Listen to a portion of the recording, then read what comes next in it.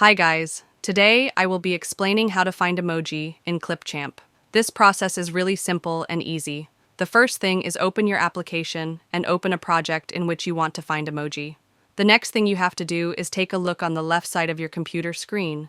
You will see multiple options from these. You have to select the option Content Library. Once you will click on it, the library will be open, and in Library you have to find emojis, and for finding emojis, scroll down.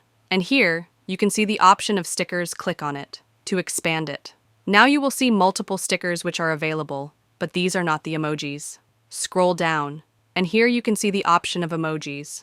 Just click on this arrow to expand emojis. Now these are the emojis called by the Clipchamp, and you will find 879 items which are useful. And these are the emojis in Clipchamp.